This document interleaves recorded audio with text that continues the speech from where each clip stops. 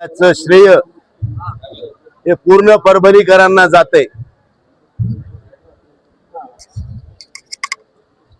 परभणी महानगरपालिकेतल्या निवडणुकीचं श्रेय सर्व परभणीकरांना जाते। या परभणीकरांनी जो काही महाविकास आघाडीला प्रतिसाद दिलाय त्यामुळे या परभणीकरांचं मी मनपूर्वक स्वागत करतो। सर्व मतदारांसमोर नतमस्तक होतो आणि तुम्ही दिलेले आशीर्वाद व्यर्थ जाणार नाहीत। चांगल्या पद्धतीचं काम आम्ही या शहरामध्ये करून तुम्हाला या ठिकाणी भारतीय जनता पार्टीच्या सरकारपेक्षाही चांगलं काम करण्याची मानसिकता आमची सर्वांची आहे आणि सगळे दमदार आलेले निवडून उमेदवार आहेत। त्यामुळे लोकांच्या हितासाठी समाजाच्या हिताचे काम करण्याचा मानस सर्वांचा आहे आणि ते चांगल्या प्रकारचे काम करतील। फक्त अपेक्षा एवढीच आहे की सरकारने या ठिकाणी सवतीची वागणूक आम्हाला देऊ नये। महाराष्ट्रात ज्या पद्धतीने तुम्ही सगळ्या महापालिकेला सहकार्य करणार आहे त्या धर्तीवर आम्हाला पण करावं। डीपीटीसीतून पालकमंत्र्यांनी सुद्धा भेदभाव न करता जो काही आमचा डीपीटीसीच्या लोकसंख्येच्या जनगणनेनुसार जो काही आमचा अधिकार आहे तो तेवढा अधिकार आम्हाला देऊन जास्तीचा वाटा द्यावा। कारण हे शहर अविकसित शहर आहे। परभणी शहर हे आणखीनही जेवढं सुधारायला पाहिजे तेवढं सुधारलेलं नाही। त्यामुळे भारतीय जनता पार्टीच्या काळामध्ये पालकमंत्र्यांची सुद्धा तेवढीच महत्त्वाची भूमिका असेल की त्यांनी कुठलेही कट कारस्थान न करता खुल्या मनानं मी परभणीचा आहे, मी परभणीची आहे, मी परभणीची पालकमंत्री आहे आणि ही परभणी माझी आहे। जसं आम्ही या ठिकाणी मेडिकल कॉलेजच्या वेळेस आंदोलन केलं होतं की आम्ही परभणीकर, तसं आम्ही सर्व परभणीकर या परभणीच्या विकासासाठी कटिबद्ध आहोत एवढं सांगतो। या महानगरपालिकेच्या निकालानंतर ही पत्रकार परिषद आहे। तुम्ही पाहिजे असेल की व्यासपीठावर भरपूर अशी सगळी मोठी मंडळी मूळ बांधून आहेत आणि वेगळा विचार या समाजाला देण्यासाठी आम्ही सक्षम आहोत।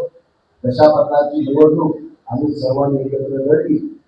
जनशक्तीच्या विरोधात जनशक्ती आणि जनशक्ती विजय झालेली आहे आणि क्रांतीची मशाल ही परभणीमध्ये पेटलेली आहे आणि परभणीचा यानंतरचा कार्यकाळ अतिशय चांगला राहील।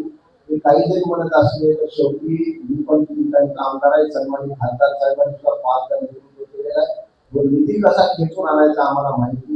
हे काय यांचे घरचे कोणाचे पैसे नाही, ही जनतेची प्रॉपर्टी आहे। पण अंतर्गत ड्रेनेज असेल, समांतर पाणी पुरवठा योजना असेल किंवा शहराच्या विकासासाठी आम्ही कुठल्याही प्रकारच्या निधीची कमतरता भासू देणार नाही। पण शासनाने सुद्धा दुजाभाव आमच्या बरोबर करू नये अशा प्रकारची विनंती आम्ही शासनाला करू। शेवटी लोकतंत्रामध्ये पराभव सुद्धा स्वीकारता आला पाहिजे। ते भाजपाने पराभव आपला स्वीकारावा आणि आम्हाला शुभेच्छा द्याव्या एवढं जाहीर करू। निवडणुकीमध्ये आम्ही आघाडीचे सर्व मिळून लढलो आणि नगरपालिका सत्ता जी आहे निर्माण आमच्या हातात राहणारच आहे। त्यामध्ये कुठला आता काही फरक होणार नाही। हे काम करत असताना तुम्ही सर्वांनी आणि वारंवार गमतीने आमच्या आशीर्वाद नगरसेवकांच्या पाठीशी उभं केला। त्यातून जनतेची आभारी त्या सर्वांची प्रेसनी देखील चांगलं काम केलं। बऱ्याच ठिकाणी आम्हाला सुधारायचं काम केलं आणि बऱ्याच ठिकाणी आम्हाला मदत करायचं काम तुम्ही केलं। त्याच्याबद्दल मी तुमचा मनपूर्वक आभारी आहे आणि थँक्यू।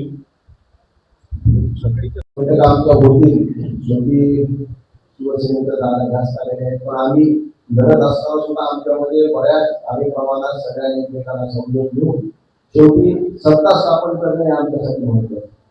महापौर उपमहापौर स्टँडिंग हे महत्त्वाचं नाही। जशा प्रकारचा तोल जनतेने दिलेला आहे तर जनतेचा सन्मान आम्ही करणार आहोत आणि जनतेने जे आम्हाला आदेश दिलेले आहेत त्याप्रमाणे निश्चित कारवाई होईल आणि चांगल्या प्रकारचं भ्रष्टाचार मुक्त महानगरपालिकेवर सत्ता आम्ही निर्माण केल्याशिवाय राहणार।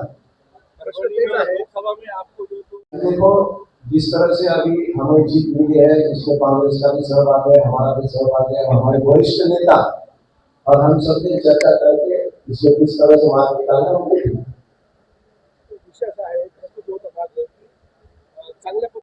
वो अंदर की बात है। जिस दिन तारीख जाहिर हो जाएगी महापौर की उस दिन आपको समझ में आएगा कि कौन महापौर बनेगा। से इलेक्शन लड़ रहे हम लोगों ने पब्लिक के सामने विकास का एक मॉडल पेश किया था। शहर के अंदर जो विकास बाकी है उसको किस तरीके से मुकम्मल किया जाएगा। सामने बीजेपी की तरफ से ये बात आती है कि हम लोग निधि नहीं देंगे। जिस तरीके से देश को आज़ाद करने के लिए सारी जनता रोडों पर आई थी और मुझे उम्मीद है कि ये लोग निधि वगैरह नहीं देते। जिस तरीके से खासदार साहब ने सत्ता में रहने के बाद मेडिकल कॉलेज के वास्ते रोडों पर सबको लोगों को उतारा था, हमदार साहब ने, खासदार साहब ने, उसी तरह पूरी परभणी की शहर की जनता विकास को अगर निधि नहीं देते तो सारा शहर रोड पर उतरने के लिए तैयार है। चांगल्या पद्धतीने उमेदवार निवडून आले, मात्र राज्यभराची स्थिती पाहता ऑपरेशन लोटस अनेक ठिकाणी भाजप तशी परिस्थिती निर्माण परभणीमध्ये होऊ नये यासाठी काय खबरदारी घेणार आहात? मुळामध्ये विषय असा आहे की काल भारतीय जनता पक्षाच्या काही नेत्यांकडून तीन चार जे अपक्ष निवडून आले होते त्यांना साथ घातल्याची माहिती कळते. ऑपरेशन लोटस परभणीमध्ये होऊ नये यासाठी काय खबरदारी घेणार? हम तो राह पर अकेले ही चल पड़े थे, लोग आते गए और कारवां बन गया। तुम उसकी फिक्र मत करो। हमारे यहाँ का कोई भी इधर उधर नहीं जाएगा। कांग्रेस के 12 से हमारी बाजी की है और हमारे 25 37 लोग हम जैसे चुन के आए। हमारा पार्टी अलायंस है, वो पार्टी के लोगों का रजिस्ट्रेशन कलेक्टर के पास करेंगे कि उनका एक गठ नेता चुनेंगे और पार्टी के 12 लोगों का वहाँ पे एफिडेविट देंगे। हमारे 25 लोगों का गठ नेता हम चुनेंगे, उसका एफिडेविट देंगे और वो पार्टी से ला रहे हो कोई उधर उधर जाएंगे, कुछ होगा। और आपक्ष को जो लग रहा है ना वैसा नहीं है, वो हमारे साथ है। अभी सब बातें बोलने की नहीं रही, आगे आगे देखो होता है। Thank you.